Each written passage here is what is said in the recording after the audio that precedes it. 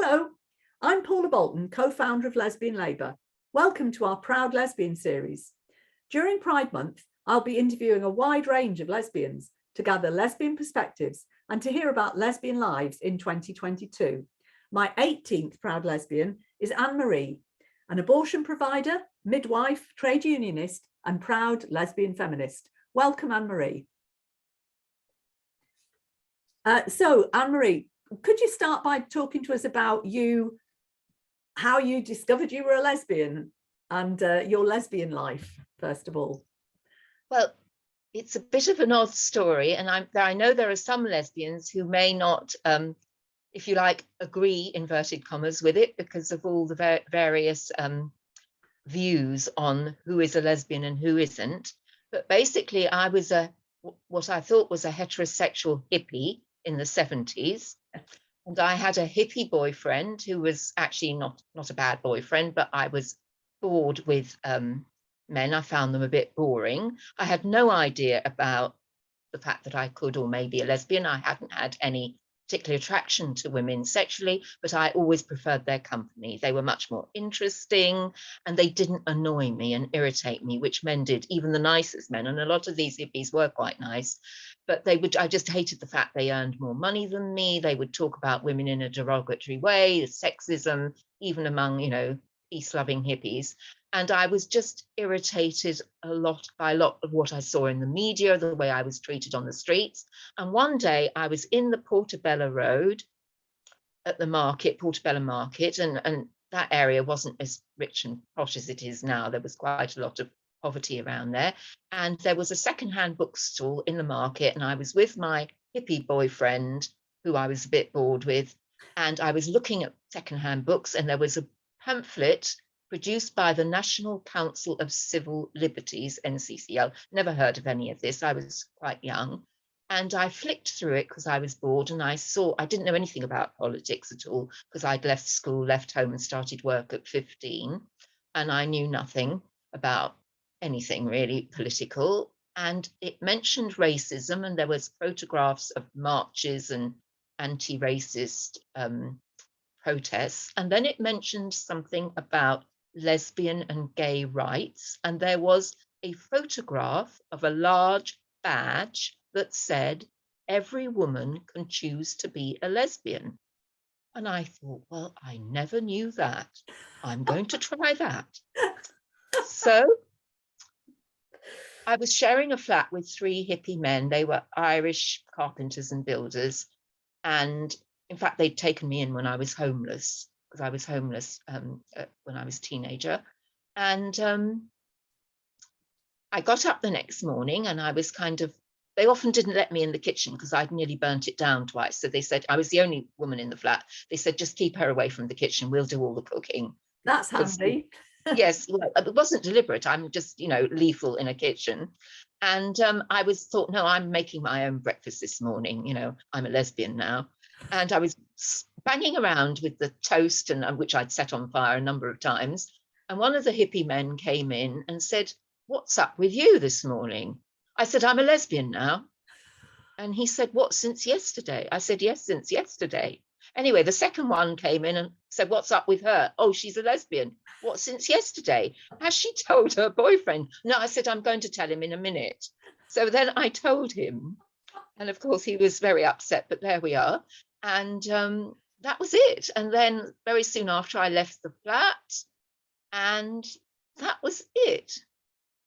What a start. And I was never bisexual, and I never went back to men, and I've been a lesbian ever since that day. Well, Alex Dobkin, every woman can be a lesbian. There we go. So that's how the recruiting works. Obviously, just a badge here and there, and bingo, there you go. Absolutely. So it sounds like you'd had a tricky start before that. I mean, homeless and, leaving home early.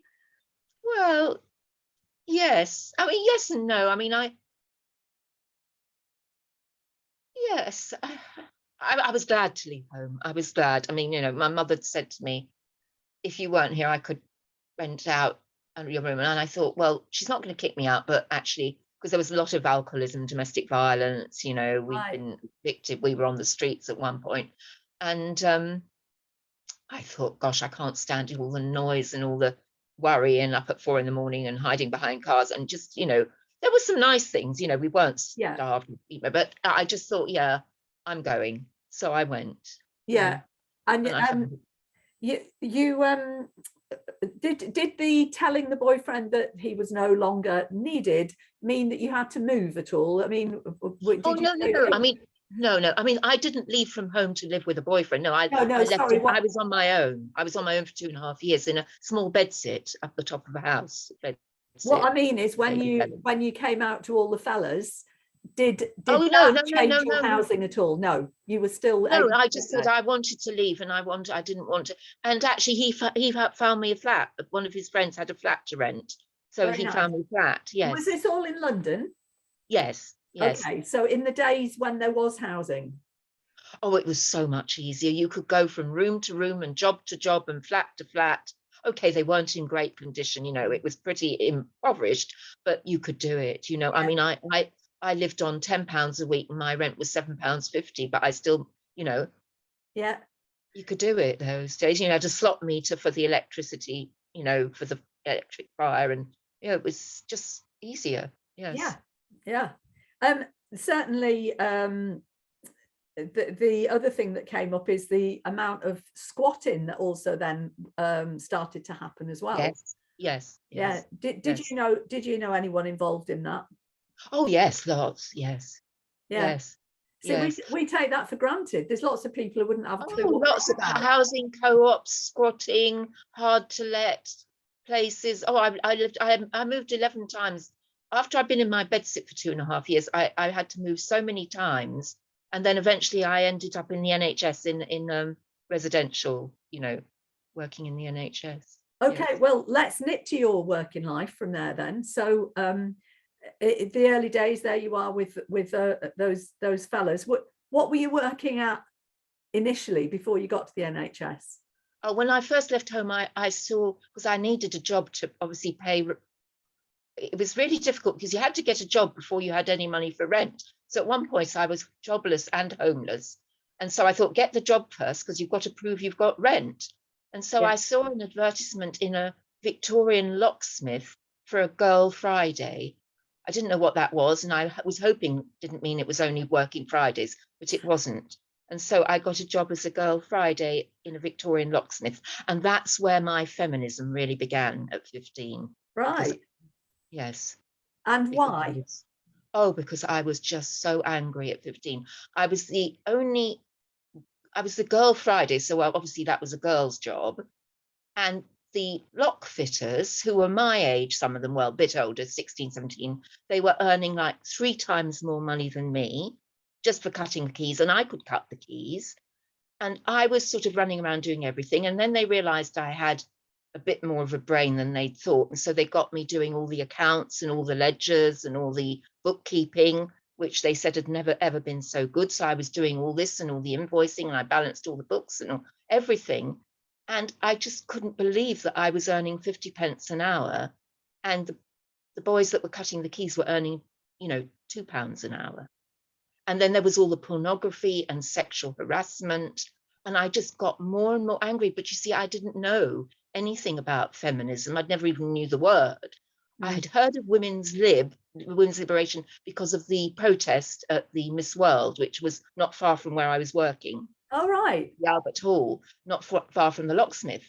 And so I knew about that. And so one day I got so angry with the pornography and the sexual harassment and being touched up and being just horrible. I thought, well, I need to contact this women's liberation. And so I looked in the yellow pages for the head office of the Women's Liberation Organisation. And I asked the director of inquiries to put me through to the chief executive. I needed to speak to her. That's how naive and ignorant Oh I God, was. that's lovely. But I was 15 and I hadn't had a lot of education. So what year would that be? 1974. 74, right. I'm laughing because there's one other story where one of the lesbians got to London for the first time, knew that she was a lesbian but didn't know how to find any, and so she said, right, well, I'll go to Citizens Advice. And then when Citizens Advice were closed, well, I'll phone the Samaritans then, you know. Yes, So yes. you're not the only one, Anne-Marie. Well, yes, but the yellow pages weren't, neither was directory inquiries. None of them were very helpful. No. So how did you find your way then to other feminists? well, that was another strange story. This was although I'd got my own place, I used to go and visit occasionally these, because obviously it was they had found me the flat, Yeah. and I had to deal with the landlord who was their friend of the rent. And one time I was there, and because my bath wasn't working, they said I could use their bathroom. And I was in the bath, and I used to have my little transistor radio on, and I was covered in suds and soap. And I heard on the news on the radio that there was a demonstration protest going on in Leicester Square. Now, by this time, it must have been about 1979. And that these women were very dangerous and they weren't to be approached. And they called themselves Women Against Violence Against Women. Mm-hmm. And they were protesting about violence in a film called Dress to Kill. And I thought, but that doesn't make sense. How can they be violent and dangerous if they're protesting about violence against women? And I thought, that's where I need to be. I need to be there now. I jumped out of the bath. I didn't even wash the soap off. I didn't even get dried. I flung my clothes on, called to one of these hippie men and said, because one of them had, because obviously they were builders, so they had like vans and cars. I said, you've got to drive me to Leicester Square immediately. They thought we were going to a bar or some club or something. I didn't say where I was going. I said, look, I'm really in a hurry. I've got to get to Leicester Square now. So sure enough, one of them drove me there as fast as possible. I said, that's it, leave me here, you can go now. And he said, well, what are we here for? I said, it doesn't matter, thank you very much. And off they went. I joined the protest, and there began my story of lesbian feminism for 40 years. Anne-Marie, that's fantastic. I mean, that's, you know, not only an odd badge to set you on the way, but had you not been listening that day, you might never have found Wavor. Wow. No, well, I might have done with some news items, but not so early. No. Yeah. No. So I wish I'd found them. I wish I'd found them in 1974. Yeah. Well, there you go. It didn't take you long, did it? Really? No. So. Well, I feel those years were wasted. Yes. Well, 40 years worth, you've no doubt made up for it and more. I'm just giggling at the idea of you being there all sweetly smelling because you still had soap all over you as well. I must have looked a complete mess in my sort of bedraggled hippie clothes, but there you are. And can you remember how that protest went? Did it end up? Oh, absolutely, to the detail. The police came, they arrested women, they drove over a woman's foot. They arrested a woman who actually I was friends with for 40 years, and sadly she died, an amazing member of Wavor. I think Sheila Jeffries was there. I think Linda Bellos was there. I think a lot of them were there, yes. And then they were arrested, and we were outside Bow Street police station till 4 a.m, until 3 or 4 of these women were released. We were, chanting and calling for their release, and then when one of them came out, she said to me, we're having a meeting tomorrow at my flat, come along. And that was the first meeting I went to. Well, that's incredible. Right in at the deep end, right into the thick of it. I mean, that's wonderful. So I imagine that once you were in, you were then part of this very vibrant lesbian scene that there was at the time, which I've heard repeatedly in these interviews, that those of you who were fortunate enough to be in London at that time, there was a lesbian community, wasn't there? Oh, huge. Yeah. Did you, so tell me a bit about some of obviously you had the political meetings, but was there anything else going on? What was the social scene like? Well, a lot of the social scene, I mean, there were lots of clubs and bars, amazing, and and then of course there was Jackie Forster that ran the Soul's Arms and various other, the Chepstow. But then there were lots of lesbian feminist gigs to benefits to raise money for various, including, there were lots of benefits, feminist benefits, lesbian feminist benefits, lots and lots of benefits. But then there were lots I mean, there were just so many places. And of course, there were lots of lesbian groups. There was lesbians and everything. There was lesbians and social work, lesbians and teaching, lesbians, just, you know, so you could go to a meeting every night of the week, which I often did if I wasn't working, or, you know, and there were protests. There was the Lesbian Strength March. There was, there was just so much, so much. And there's hardly anything left now. Yeah. And I was set up with two other nurses, because I was a nurse as well. We set up the National Lesbian Nurses Group. Right. So which included midwives, yes. And we did lots of protesting, and I still have the banner, and my home number is still the contact number, but I don't get calls anymore. So the National Lesbian Nurses Group, right. So I want to hear about that, but tell me about how you decided to be a nurse, because we're in the locksmith still in my head. Oh, yes, no. This had always been my intention, because I'd been in hospital a lot as a child, and I was interested in what nurses did. And I also knew that being a nurse, I'd have somewhere to live and I'd have a job for life. And I felt passionately about the NHS. And I didn't have the qualifications really to do a lot else. So did you just decide from the locksmiths that you were going to try and become a nurse? Oh, I knew before then, but you had to be 18. You had to be 18. I see, you were just waiting to be 18. Yes. So what was required of a nursing student in those days then? Well, you had to have, it depends which hospital you went to. You had to have O-levels. Some hospitals, they required A-levels, which of course I didn't have. And some, if you didn't have O-levels, I did have O-levels because I did them when I was 15, you could do a test, a special test, sort of sit an entrance exam. But yes. Right. So your life plan really was, I want to be a nurse and I'll do what I can. Yes, but it was really partly through not having the education to enable me to do something else. Right. So you then, I take it, moved into nurses' quarters, did you? Yes. Met other nurses, and I mean, people often say there are certain professions or certain working areas that have a lot of lesbians. Is that true? Were there multiple? Not when I was working. No, not when I was working. There was one night sister who I had no idea. You know, I wasn't really thinking about any of this at that time. But she invited me for a weekend away once to stay with a friend who she said had a small castle. And I thought, gosh. And she drove, yes.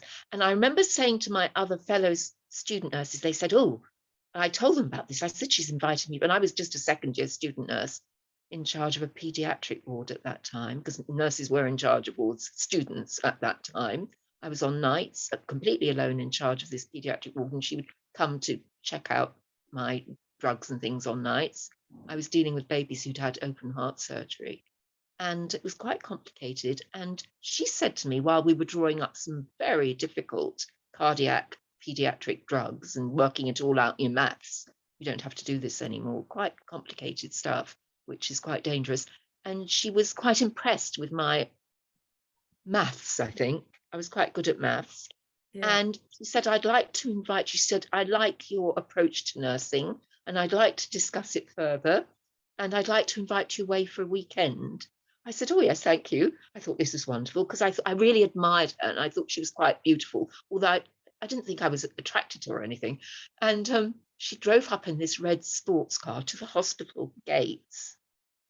It was just so exciting. And she had this music on and this open, I mean, I'd never been anything like this in my life.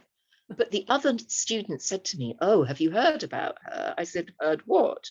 Oh, you've heard about her? You know, she bats the other way. I didn't know what they were talking about. Not being interested in sport at all. But then one of them said, you know, she likes women. She's a lesbian. I said, oh, and then I was really excited about all this. I thought that's why I had been invited away. Yeah. But it wasn't. No, we talked about bedpans and pressure sores, sitting by this grand fire with a Great Dane. And she put me in this room that had a ladder up to this 4-poster bed called the mermaid room. And she was in the merman room. And she said, would you like me to wake you in the morning for breakfast? I thought, oh, yes. What did she do? She came into my room. I pretended to be asleep, and she twiddled my toes like you do with unconscious patients. And that was the most contact we had all weekend. So that was a bit disappointing. Do you think she knew you were a lesbian? No, I think she was hoping I was, but I think she was. Oh, then she invited me to come and stay a weekend to meet her parents. And I kept waiting for something to happen, Yeah. but it was all a bit slow.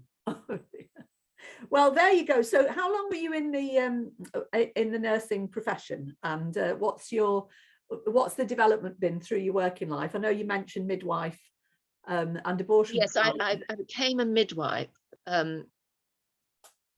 because I had intended to do voluntary service overseas, but my first long-term lesbian girlfriend put me off doing that. She said I shouldn't do it. And she was a bit older than me and knew everything about politics, and she'd been to university and done loads of degrees and PhDs. And so I thought, well, she knows better than me, but I do have some regrets. Mm. She said, you can't do that. She said, it's very racist to do voluntary service overseas. And I didn't understand all this, but she explained it to me. She said, if you want to do something, then you have to fight racism over here. You can't go to other countries. Okay. Well, there is that argument, but you did miss Yes. big travel, didn't you, as a result? Yeah. But no, I just wanted to do it because I'd seen these awful images of children during the Biafra War, and I just wanted, to help with vaccination programs or delivering women, just helping with childbirth, really. Yeah. But that's all it was, really. It wasn't so much about traveling at all, actually. But never mind. Yes, I became a labelled sister. I became a member of the Association of Radical Midwives, and I was a big rebel as a midwife. And I think I was the only Labour ward sister who ever took staff out on strike, because I was already a union rep in the National Union of Public Employees, NUPE. And yes, and I did lots of actions, yes. So your awareness of the unfairness of conditions and wages never left you then? Unbelievable. I was representing cleaners, porters, laundry workers, kitchen staff, as well as a few nurses and midwives, because most of them are in these royal colleges. And this was before minimum wage. Our union fought NUPE for 20 years for the introduction of the minimum wage. Gosh. And I was representing, I can remember visiting laundry workers who were members this is at St. Mary's, Paddington. I was the midwife in charge when Princess Diana had her 2 children. That's a bit of a story, because the Guardian came to it. I don't think they got what they were expecting. But anyways, these laundry workers worked in a long shed that did not even have a door. So in the winter, the rain and the snow and a bit like horses the rain and snow just all swept in while they were working. And obviously water everywhere because they were laundry workers. So there was soap and water. They were inhaling, wringing out stuff and then putting it in all these heavy, dirty, wet, soiled laundry.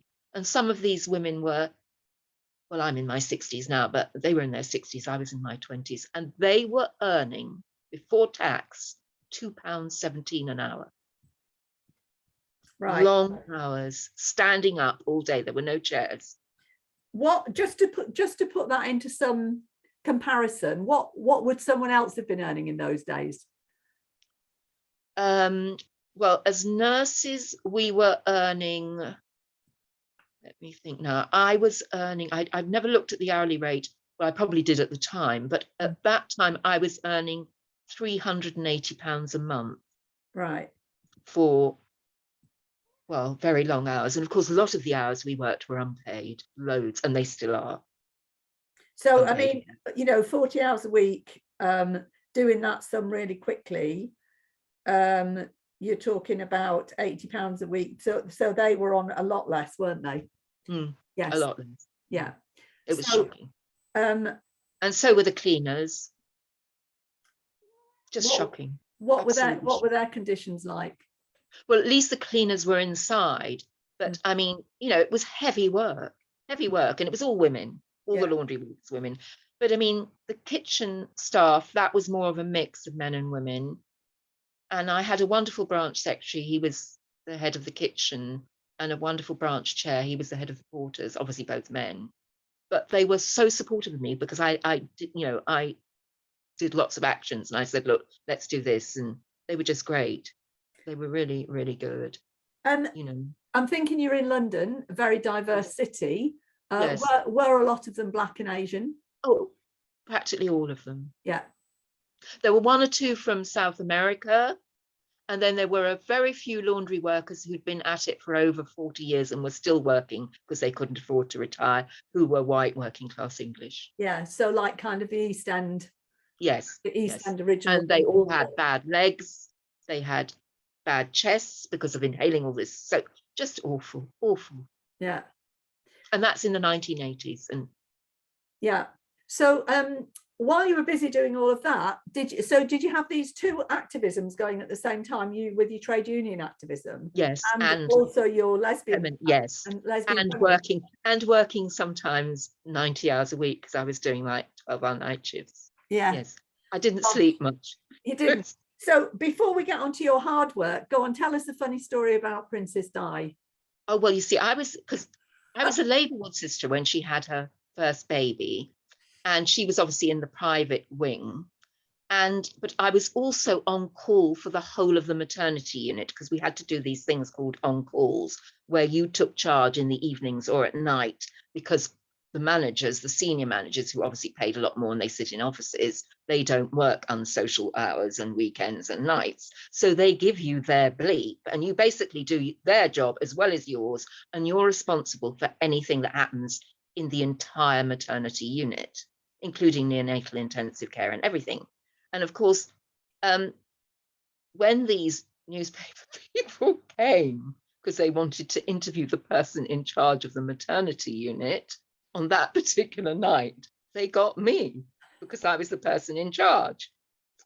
And obviously in those days, we were all these very, we looked like these ministering angels, we had all these, robes and, aprons, and I had my hair up, I had long hair in those days up in a bun, and, I was quite, I suppose I just looked like a typical, one of these, how you're meant to look. Something And like, call the midwife. yes, in fact, the uniforms were pretty much the same, exactly the same when I trained, exactly the same. And I worked with those nuns as well, okay. those nuns, when I trained at St Mary's, Harrow Road, which was part. And they said to me, I was very, very busy, very busy. It was a late shift. And they came up to me, they said, we're from where? And they said, we'd like to know what the feeling is on the unit this evening. Yes, how do you feel about what's happening, with regard? I said, you'd really like to know? Yes, we want to know what the atmosphere, what the feeling. I said, well, I'll tell you what. I said, everybody's disappeared. All the doctors have disappeared. All the best equipment has disappeared. And I am struggling here with practically no staff, no equipment. And I have got a full labour ward. And my labour ward is full of women who are socially deprived, asylum seekers, who are fleeing war, who've been raped by soldiers, and they are pregnant. And that's what I'm trying to deal with. So I have absolutely no interest in one very rich, privileged woman who has absolutely everything this evening. Wow. I nearly lost my job. Gosh.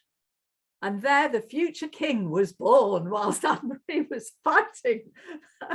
I was summoned when it was, I was summoned to the office of the head midwife. Did you get a good bollocking then? Well, I said to her, no, as it happened, actually, speaking of feminism, at that time, something terrible was going on at the Samaritan Hospital for Women. And young women who were having gynecological procedures, like the period pains and these sort of things, it could be like 14-year-olds, 15-year-olds. I had heard through a NUPE member who worked in theatre, I think it was a cleaner, had told me, because I didn't work at that hospital, that these girls were being examined by a whole row of male medical students, and lots of pornographic remarks were being made. Their parents didn't know, no consent was given for this. And so when I was given the bollocking, as you describe it, I said to my director, now look here, I've got something actually very important to talk to you about. And I said, if you don't get this stopped within a week, I felt, because I was very young and naive, but I really felt that I felt so strongly as a union rep. I said, I can get, I didn't even, honestly, it wasn't a lie, but I really felt that this would be possible. I said, if you don't get this stopped, because this has been reported to me by a union member, I will have 750,000 NUPE members outside your office within a week, and the newspapers. Well, a force to be reckoned with, Anne-Marie. Did Well, she I get mean, it it's stopped? a bit of a stupid thing to say when I think back of it, because I probably couldn't have done that at all. But I really felt I could at the time. That's the thing about being a good negotiator, isn't it? Standing your ground, holding the line and getting the point across. I was very young, because I was the youngest ward sister the hospital ever had, and I was a bit naive. Yeah. I really thought, if I went to the head of the union, they'd be able to do this somehow, because it was such a serious matter, but it was a bit stupid.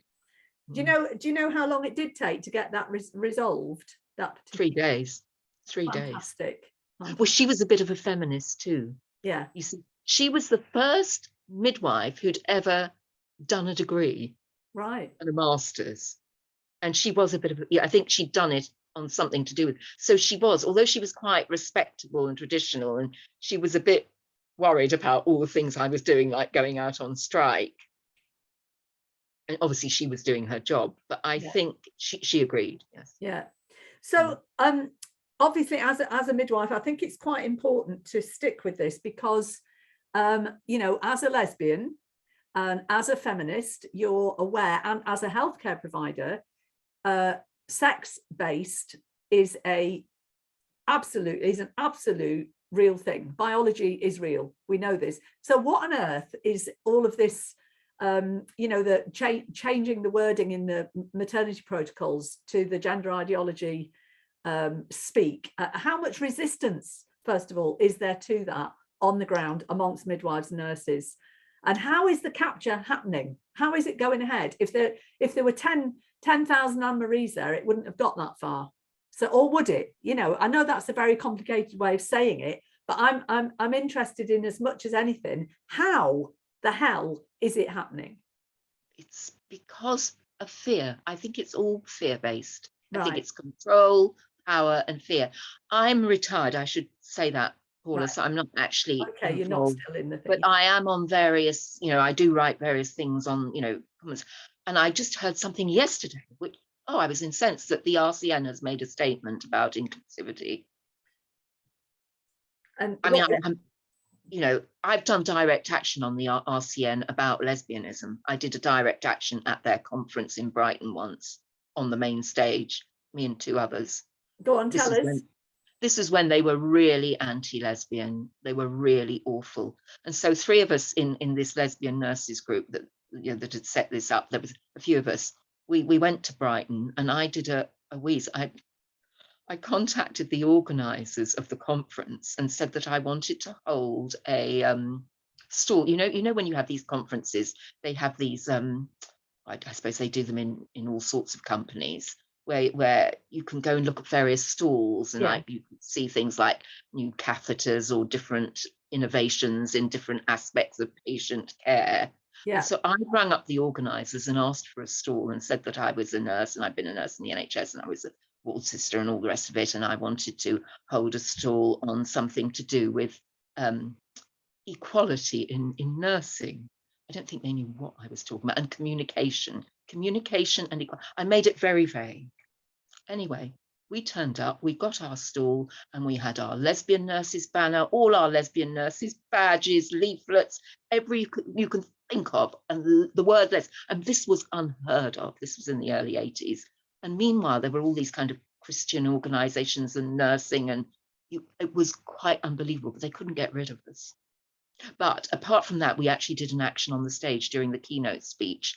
We produced a banner, and we got some ropes, and we practiced on the beach at Brighton, throwing this banner. So we got behind the stage, and the banner said, "Lesbian nurses care. Why doesn't the Royal College of Nursing?" Because it was a play on the word care. Yeah. Because And we managed to get it over during some baroness that was speaking, but we were dragged out. Well, that sounds like Lesbian Avengers, abseiling, direct action, that whole thing. So yeah, I just tell me what you see. I mean, I think you probably are keeping an eye on the way all of, even though yes. you might not still be. Yes, because I've got friends that are still practicing. Right. So when did you or they notice this the shift? Because I remember being at Thinking Differently conference in 2016, and there was a midwife from America, and she was talking about how it was all changing and the fight there, and a working class Yorkshire midwife stood up and she said, I'm sorry that's all happening over there. She said, but it won't happen here. We know what a baby is. We know what a boy is and a girl, and we won't have any of that nonsense here. And I remember thinking, yeah, I mean, it's America, isn't it? And of course it's happened. And everything that happens there happens here. And that's the worry about abortion. Yes, exactly. So first of all, talk to me about inclusive language. Is it necessary? Is it all, nonsense? I just think the whole thing is very worrying, very sad, and a lot of it makes me very angry. But more than anything, as a midwife, as a provider of abortion, I mean, I did actually go to a meeting at the House of Lords, and I spoke to Baroness Winterson, and I wrote to her because she did ask me to write to her about some of these issues. But I mean, even leave my activism behind, but just as a midwife, as an abortion provider, I know that all the thousands and thousands of ultrasound scans that I performed, because I had this holistic service in abortion, it was the only one of its kind in the whole of the UK. I think it's been rolled out a bit now. But basically, I used to scan, along with my small team, because I managed this service, thousands of women seeking abortion to, check how far the pregnancy was. And even in London, the number of women who would come with their male partners and say, was it a female fetus or a male fetus? Because they would want to have it aborted if it was female. Now, this was not the wish of the women. This was men imposing this, because I used to see the women obviously on their own. And I used to say to them, look, if your husband or your boyfriend said, look, I really want to have a daughter, I'm so thrilled it's a girl, would you want to keep this pregnancy? Yes, of course I would. So I feel so very strongly that those fetuses do not get a chance to identify as anything. And that is the same all over the world.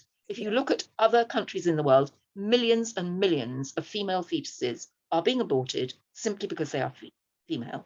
And lots of little girls, baby girls, female infanticide is big. And there is no getting away from that. And that is something I feel enormously strongly about. Yeah.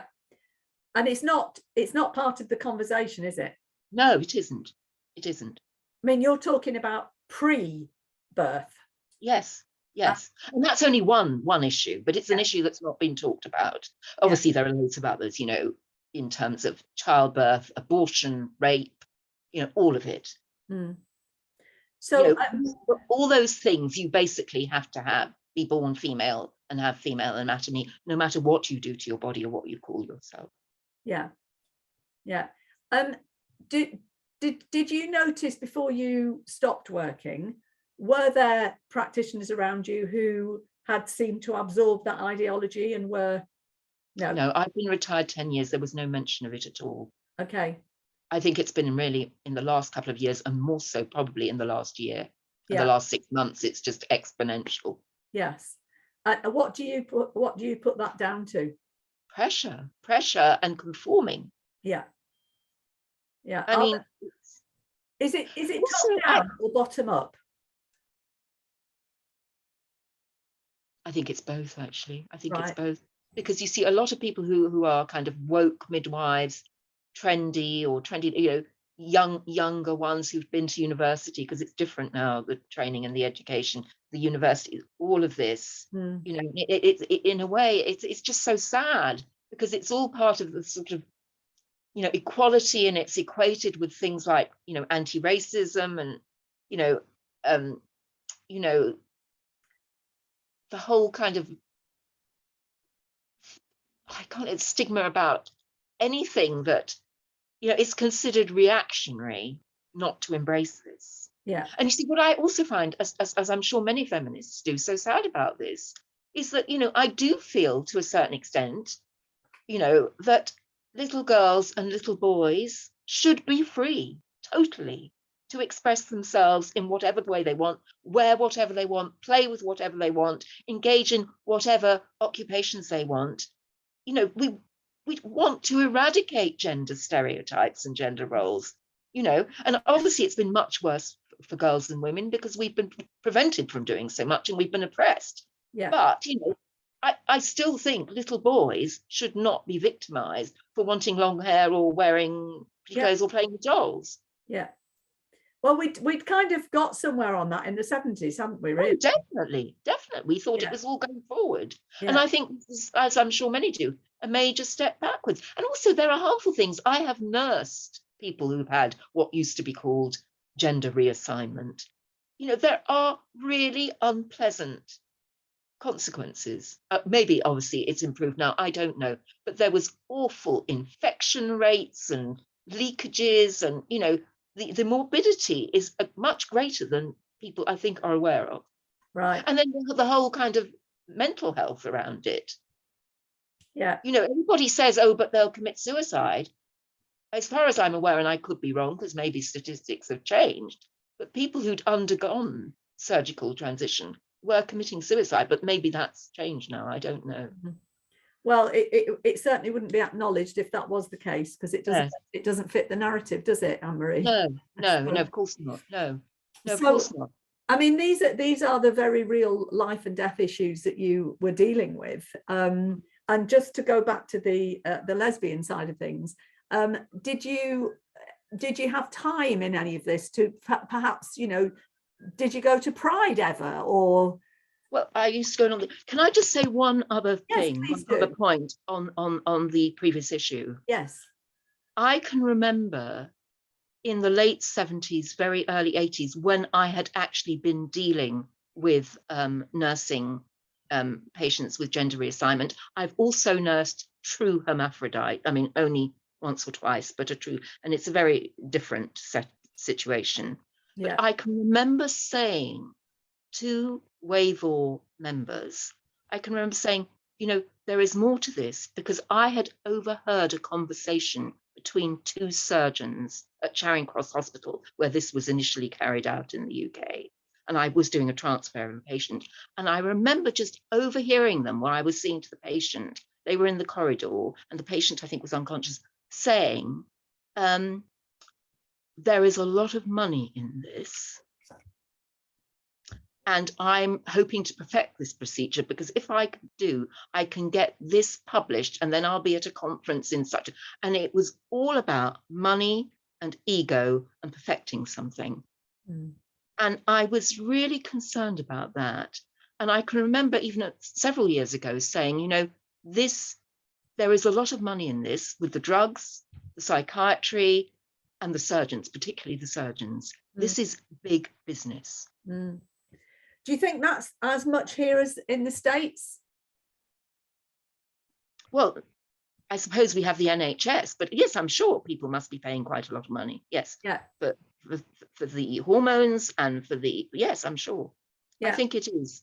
I think it's now on quite an industrial scale. Industrial scale, yeah. But it was just the tone of that, it shocked me. And I wasn't, you know, a big feminist at that point, because I was young, I was, you know, a student. I was shocked when I heard this, that they weren't really interested. Yeah, certainly not interested in the holistic care. I mean, obviously, that's just an anecdote. It's just an anecdote, yes. But it means that it's been there as a concept in your mind all that time. And here we are, you are in your 60s, and you're seeing this dystopian world evolving around you. Yes. So yeah, I just want to take you back to you know, your lesbian nurses. That's great. I mean, I think that's a fabulous slice of activism a lot of us wouldn't know about. But then the actual gay movement, you know, lesbians and gays doing stuff. Were you aware of that growing? Oh yes, of course. Yeah. Because of Pride, and then there was the London Lesbian and Gay Centre. I mean, there were so many places, and you know, there was, you know, everything was L and G then. There was not even a B. It was L and G. It was lesbian and gay. But obviously, as a feminist, I was well aware that gay men had a lot more power and a lot more money and a lot more places because they were men. Yeah. You know, they had male privilege. Yeah. But we had our own stuff as well. And of course, in terms of feminism, there were all these consciousness CR groups as well. Yeah.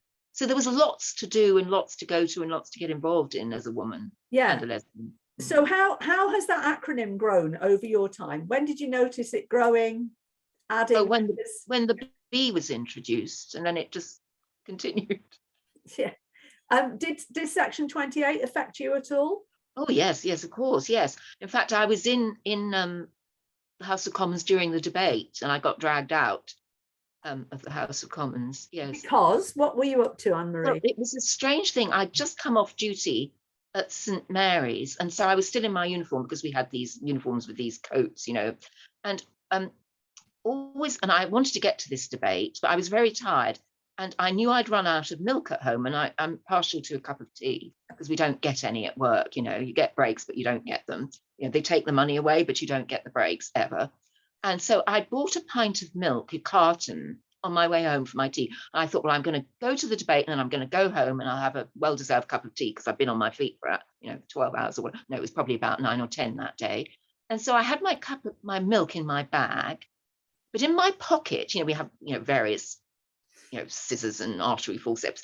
I had a little tin of umbilical powder that you put on babies' umbilical cords to stop them getting infected. And it's a metal tin. And of course, it's just always there along with various other things, to listen to babies' heartbeats. And you have lots of pockets. And I went through security to go in and it all beeped. And they asked me to empty my pockets. They weren't interested in the scissors and all, but it was this tin because it was white powder. Oh. They thought it was Semtex. And Ian Paisley was talking on that day, among others. And so they had to send it off to be analysed. I said, I promise you, it's powder for umbilical cords. It's for babies. I mean, it had the name on it, but they thought maybe I'd, tampered with it. So I had to wait. I was really annoyed because I was so tired and I was desperate for a cup of tea, but I waited and waited. And eventually they sorted it all out and it was, umbilical antiseptic powder. They let me through and I was in the strangers gallery listening to this debate. There was, and Ian Paisley started to speak. And I was so horrified by what he said. It was just so anti-lesbian, so homophobic. It was just abysmal. And I was right at the edge. And I was so angry. I thought, I'm not listening to any more of this. And I remembered I had my milk, which was for my tea. I hadn't planned anything. I thought, that's it. I'm going to pour milk over his head. That's what because he was right underneath me. So I got out my carton of milk and opened it and went, and they caught me and I was dragged out. But I wasn't arrested. Well, I was in uniform. I suppose that went in your favour. Yes. The Semtex woman. Now what she got? Yeah. Milk. Honestly, we need a whole series on Anne-Marie's actions. It's too much to fit into 1 hour. It wasn't a planned action. No, but you're the sort of Greenham woman. That's how it always was at Greenham. You do the heart, the soul. It moves you, and you do what needs to be done. So I can't imagine that you ever kept your mouth shut on Pride either. Then did you ever go to Pride marches? Well, I went. I prefer the lesbian strength. I went to 1 or 2. I prefer the lesbian strength marches. Yes. Yeah.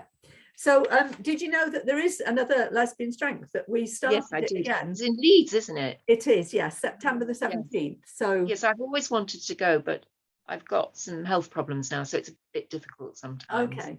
Well, and I've got a cat, and I need to find people to look after cat.